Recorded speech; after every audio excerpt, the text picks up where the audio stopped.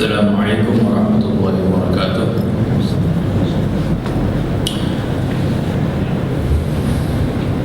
Bismillahirrahmanirrahim. Innal hamdalillah nahmaduhu wa nasta'inuhu wa nastaghfiruh wa na'udzu billahi min shururi anfusina wa min sayyiati a'malina. May yahdihillahu fala mudilla lahu wa may yudlilhu fala hadiya lahu. Wa asyhadu an la ilaha illallah wahdahu la syarika lahu wa asyhadu anna Muhammadan 'abduhu wa rasuluhu wa habibuhu wa safiyyuhu khairu nabiyyin arsalahu Allahu rahmatan lil alamin basyiran wa nadhiran faqad ballagha ar-risalah wa adda al-amanah wa nasaha al-ummah wa jahada fillahi haqqa jihadihi wa tarakana 'ala al-mahajjati al-bayda laylaha kanahariha la yazighu 'anha illa halik. Allahumma shalli wa sallim wa barik ala sayyidina Muhammadin wa ala alihi wa sahbihi ajma'in. Amma ba'du, faqad qala Allah subhanahu wa ta'ala fi kitabihil aziz. A'udzu billahi minasy syaithanir rajim. Bismillahirrahmanirrahim. Laqad kana lakum fi rasulillahi uswatun hasanah liman kana yarjullaha wal yawmal akhir wa dzakarallaha katsiran. Sadaqallahul azimul alim. Para hadirin jamaah Masjid Al-Hidayah Gandaria City yang dimuliakan Allah Subhanahu wa taala.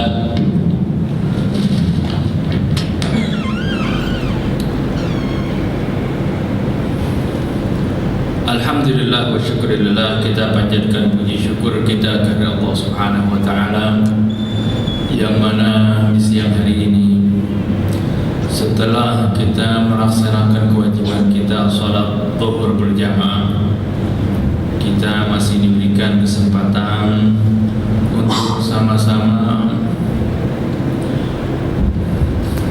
hadir dan duduk dalam rangka thalabul ilmi, mencari ilmu,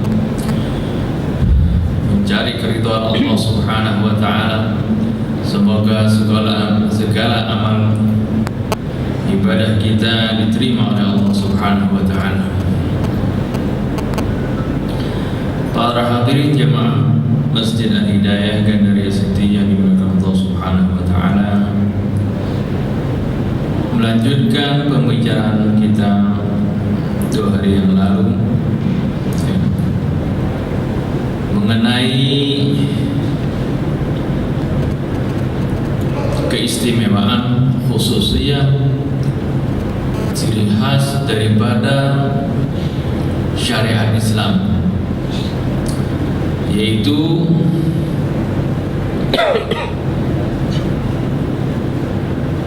al-mithaliyah wal waqi'iyah. Artinya di dalam Islam, di dalam syariat Islam, kita diperintahkan untuk menjalankan seluruhnya tanpa kita mengambil separuh-separuh atau sepotong-sepotong. Akan tetapi di dalam pelaksanaannya pun bukan berarti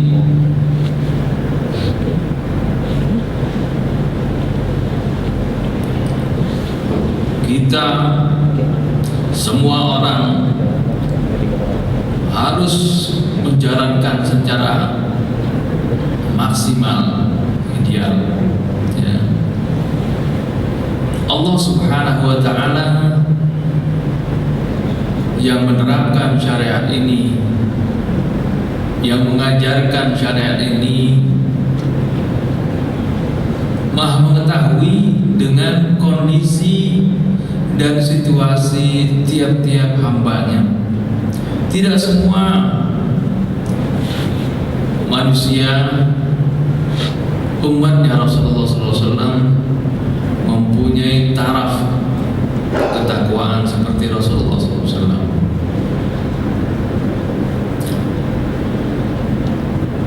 Tidak semua di antara kita memiliki kemampuan untuk menjalankan ibadah secara maksimal.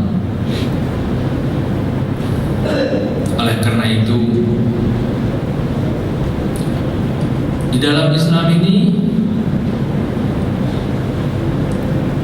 begitu indahnya syariat yang diterapkan untuk manusia ini. Salah satunya dari kondisi ideal tersebut adalah bahwasanya di dalam syariat ini diterapkan atau sifatnya adalah al-i'tidal. Al-i'tidal artinya pertengahan, tidak berlebih-lebihan dan juga tidak kurang. Contohnya, kalau kita membaca perintah Allah Subhanahu wa taala di dalam surah Al-Furqan ayat 67, Allah Subhanahu wa taala memerintahkan, Allah Subhanahu wa taala berfirman, walladzina anfaqu lam yusrifu wa lam yaqturu wa kana baina dzalika qawama. Dan ciri daripada orang-orang yang mukmin adalah mereka-mereka yang apabila menginfakkan hartanya lam yusrifu, tidak berlebihan. Artinya walaupun infak itu dianjurkan, walaupun infak itu diwajibkan, walaupun infak itu besar sekali pahalanya di sisi Allah Subhanahu wa taala, akan tetapi ciri seorang mukmin adalah kalau mereka berinfak tidak berlebihan. Artinya enggak, berinfak itu tidak semuanya habis hartanya dikeluarkan untuk berinfak sehingga untuk dirinya dia kesusahan. Islam tidak mengajarkan seperti itu. Ya, walam yaqturu, sebaliknya. Kalau yang enggak berinfak, ya, jangan sampai dia pelit. Walam yaqturu, ya. Jadi tidak berlebihan di dalam berinfaknya dan juga tidak kikir. Wa kana baina dzalika qawama. Artinya dia itu melaksanakan infak di antara keduanya itu di antaranya dalam keadaan pertengahan. Di ayat yang lain di surat Al-Isra, Allah Subhanahu wa taala juga berfirman, wala taj'al yadaka maghlulatan ila 'unuqika wala tabsutha kullal basti fataq'uda maluman mahsura. Dan janganlah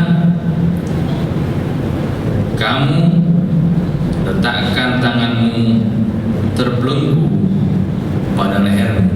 Artinya ini isyarat atau penggambaran dari orang yang kikir, bakhil, artinya nggak mau sekali berinfak.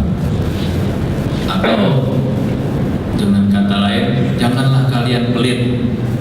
Wala tabsutha kullal basti. Jadi Allah ungkapkan dalam bentuk kiasan, jangan kalian taruh tangan kalian di atas leher kalian, artinya dalam keadaan pelit. Wala tabsutha kullal basti, juga jangan dibentangkan sebentang-bentangnya. Artinya jangan pelit, tidak boleh terlalu juga menghambur-hamburkan uang kita, menghabiskan uang kita infakkan ke sana kemari, akhirnya untuk diri dan keluarga kita tidak ada. Ya, fataq'uda maluman mahsura, sehingga kamu nanti duduk dalam keadaan tercela dan merasakan rugi. Ya, artinya terakhir bingung sendiri. Ya, Islam tidak mengajarkan hal seperti itu. Rasulullah SAW pun bersabda, khairul umur awsatuha, sebaik-baiknya urusan perkara adalah pertengahannya, tanpa berlebihan dan juga tidak kurang. Para hadirin jamaah Masjid Al-Hidayah yang dimuliakan Allah Subhanahu wa taala, Allah Subhanahu wa taala berfirman, "Laqad kana lakum fi Rasulillahi uswatun hasanah liman kana yarjullaha wal yawmal akhir wa dzakarallaha katsiran." Sungguh telah ada bagi kalian suri tauladan yang baik pada diri Rasulullah sallallahu alaihi wasallam. Bagi siapa saja yang ingin mengharapkan keridhaan Allah dan kebahagiaan di yaumil akhir dan senantiasa ingat kepada Allah.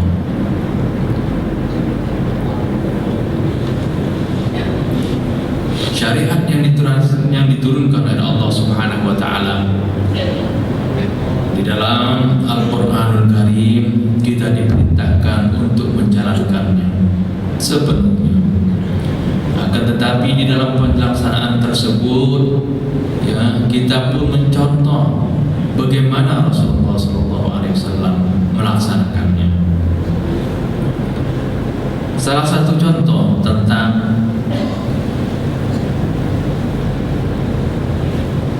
pelaksanaan dari syariat yang tidak berlebihan dan juga tidak kurang arti pertengahan ini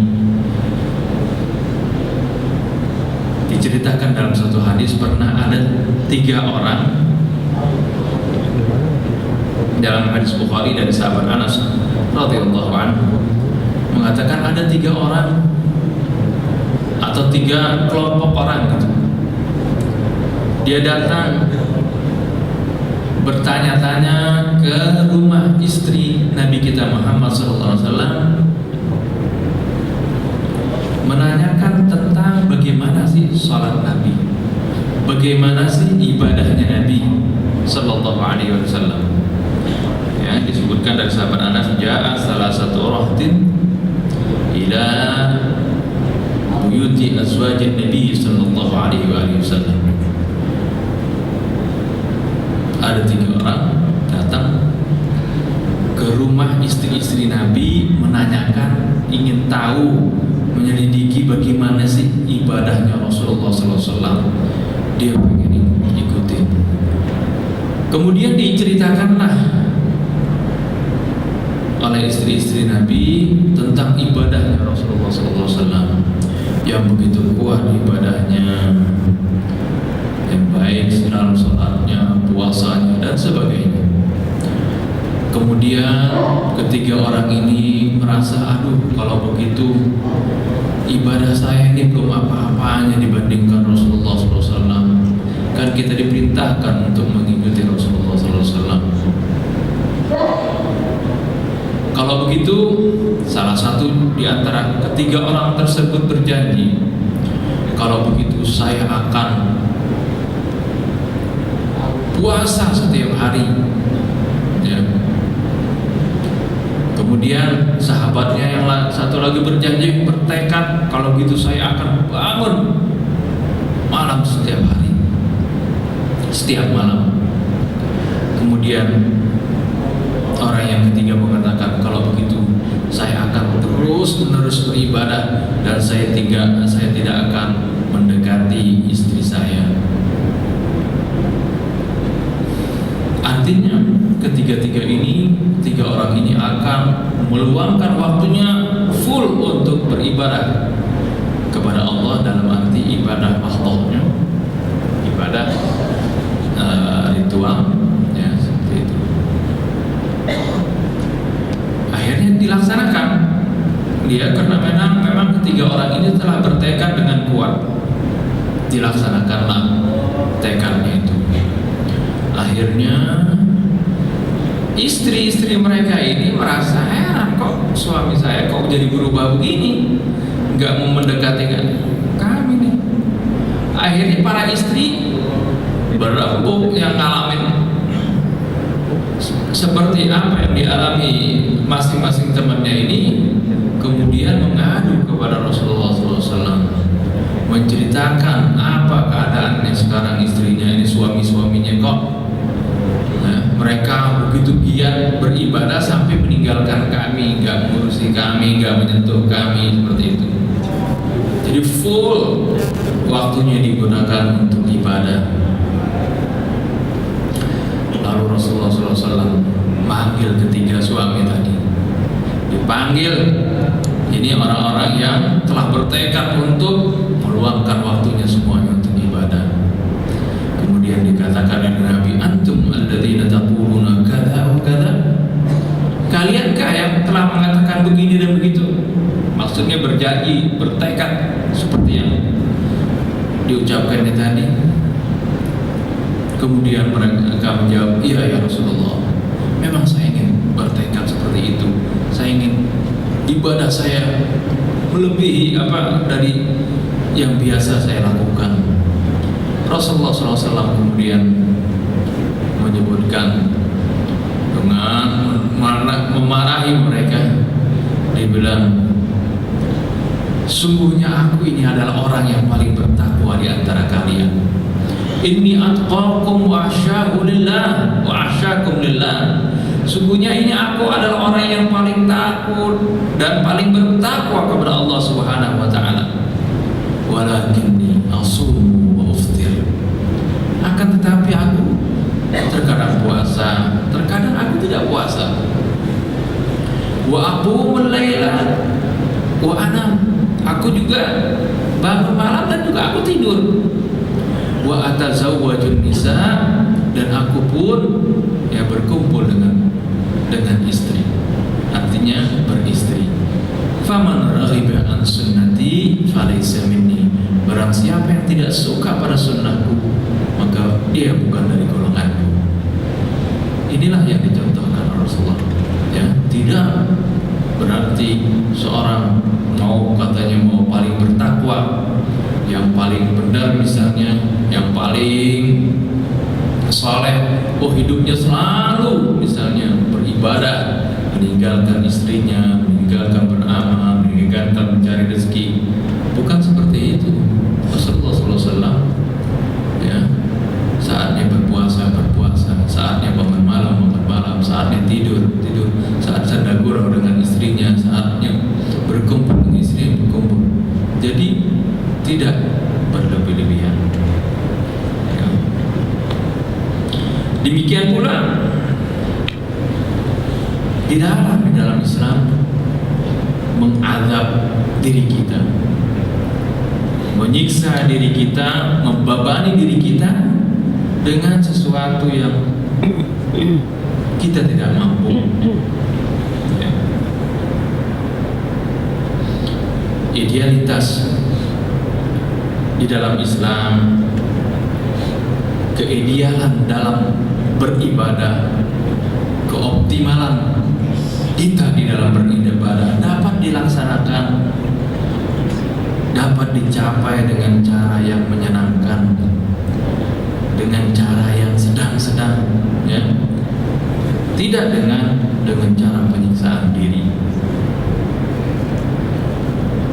Contoh yang lain pernah zaman Rasulullah SAW juga ada seorang sahabat karena nazar ingin melaksanakan sesuatu, dia bernazar, dia ingin berjemur di panas matahari. Rasulullah SAW larang, nggak boleh kamu bernazar ingin melakukan suatu pengabdian kepada Allah dengan menyiksa diri. Tinggalkan hal tersebut. Islam tidak mengajarkan kita menyiksa diri supaya ini katanya ibadah kepada Allah. Tidak. Laksanakan sesuatu dengan sesuai kemampuan.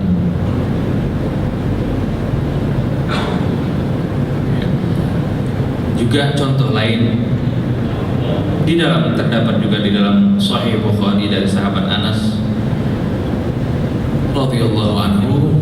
Dia menceritakan bahwasanya Nabi pernah masuk ke masjid pada suatu subuh. Dilihat di sana di masjid ada tambang yang gantung di sana. Lalu Nabi pun bertanya, tambang apa ini? Buat apa nih kok ada tambang di sini?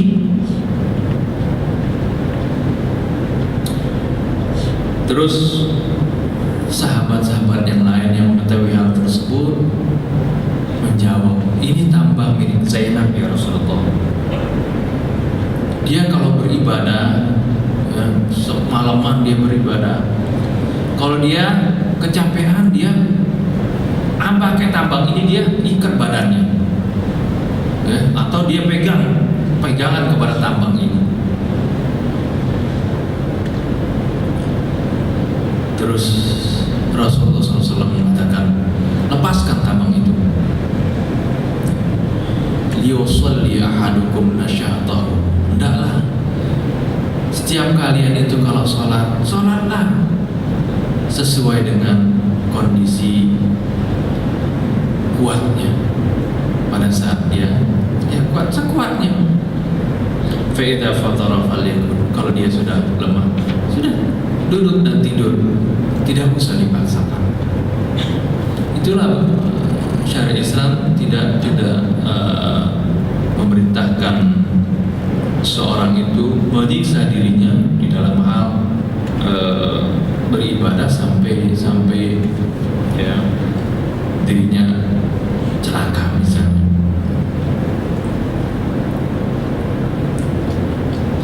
Begitu juga Rasulullah SAW berwasiat kepada saudara susunya yang bernama Uthman bin Mad'un radhiyallahu anhu. Rasulullah SAW mengatakan kepadanya, dia ini orang yang giat beribadah, getol beribadahnya. Rasulullah SAW katakan, wa inna li ahlika 'alaika haqqan wa inna li dhaifika 'alaika haqqan fasum wa aftir wa salli wa nam. Ketahuilah keluargamu itu ada haknya bagi kamu, memiliki hak bagi kamu. Keluarga ada haknya, tamu pun ada haknya, badan kita juga ada haknya. Maka puasalah, silahkan puasa dan berbukalah, salatlah dan tidurlah, seperti itu. Itu wasiat Rasul. Wasiat Rasul pun dialami juga oleh sahabat Abu Darda dan Salman Al-Farisi. Salman Al-Farisi dengan Abu Darda radhiyallahu anhu ini adalah dua sahabat yang dipersaudarakan oleh Rasulullah SAW.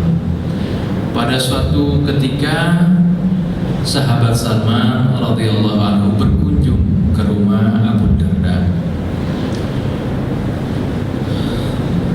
Setelah dia berkunjung, ternyata Abu Darda sedang puasa. Ya. Kemudian setelah itu Salman Al-Farisi disuruh makan makanan. Ya, puasanya puasa sunnah ini ya. Salman Al-Farisi makan. Kemudian pada waktu malam, ya, Abu Darda, Salman Al-Farisi suruh tidur, tapi Abu Darda tidak mau tidur. Dia sholat terus. Kemudian ditarik oleh Salman Al-Farisi, tidur. Abu Darda tidur. Gak berapa lama dia bangun lagi, ditarik lagi sama Salman, tidurlah kamu. Ya. Sampai menjelang waktu subuh, kira-kira 1 jam segitu dari waktu subuh, baru Salman Al-Farisi radhiyallahu anhu bangun dan membangunkan juga Abu Darda, baru mengajak dia sholat. Setelah itu Salman pun berpesan kepada Abu Darda, "Hai Abu Darda, fa inna li jasadika 'alaika haqqan wa li ahlika 'alaika haqqan wa li rabbika 'alaika haqqan." Hai Abu Darda, ketahuilah ya, li rabbika 'alaika haqqan, Tuhanmu mempunyai hak. Istrimu, keluargamu mempunyai hak pada kamu. Tubuhmu pun mempunyai hak terhadap kamu. Fa'atu kulladhi haqqin haqqahu. Fa'ati kulladhi haqqin haqqahu. Oleh karena itu, berikanlah kepada setiap yang berhak itu haknya. Artinya, kalau saatnya beribadah ya beribadah, saatnya kita beristirahat, saatnya kita berkumpul dengan keluarga kita, dengan istri kita, maka itu pun harus dilaksanakan seperti itu. Tatkala esoknya peristiwa ini diceritakan kepada Rasulullah SAW, rupanya Abu Darda penasaran apa benar nih saran yang dilaksanakan oleh Salman Al-Farisi. Ya, lalu Rasulullah SAW mengatakan, "Shadaqat Salman benar." Jadi di dalam Islam begitu indahnya syariat yang diperintahkan oleh Rasulullah SAW, hendaknya dilaksanakan secara balance, semuanya dilaksanakan secara berimbang. Ya. Kemudian di samping itu juga idealitas atau idealisme di dalam melaksanakan syariat adalah bagaimana syariat Islam itu bersikap, hendaknya syariat itu dijalankan secara keseluruhannya. Islam menginginkan dari setiap muslim agar supaya dia mencapai kesempurnaan yang ditakdirkan untuknya, ya, yaitu dalam segala urusannya. Maksudnya dalam masalah ini bagaimana? Yaitu kita lihat bagaimana kehidupan para sahabat-sahabat Rasulullah SAW. Mereka adalah merupakan contoh dari perilaku kaum mukminin yang mengikuti Rasulullah SAW. Mereka sama sekali tidak, kita lihat, mereka tidak melulu dalam melaksanakan ibadah mahdhah. Misalnya ya,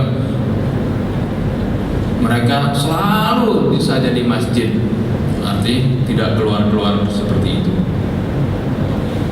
Akan tetapi mereka melaksanakan seluruh ibadah, baik ibadah ritual maupun ibadah amaliyah yang lainnya. Maka kita saksikan bagaimana mereka itu tatkala sholat, waktu sholat mereka sholat di masjid berjamaah. Tatkala ada pengajian halaqah ilmiah, mereka ikut nimbrung di sana. Mereka duduk mendengarkan, atau mereka di antara mereka ada yang mengajar. Dan ketika ada panggilan jihad, mereka ikut berjihad. Saat ada peperangan, ya mereka ikut berperang. Dan ketika ada bencana, mereka bahu-membahu untuk menolong. Ya, artinya di dalam segala aspek, segala bidang mereka ikuti dan mereka jalani. Itulah yang diharapkan dalam Islam ini. Ya, tidak mengambil satu bidang tapi meninggalkan yang lain. Ya, hendaklah semuanya dilakukan ya, dengan sekemampuan kita.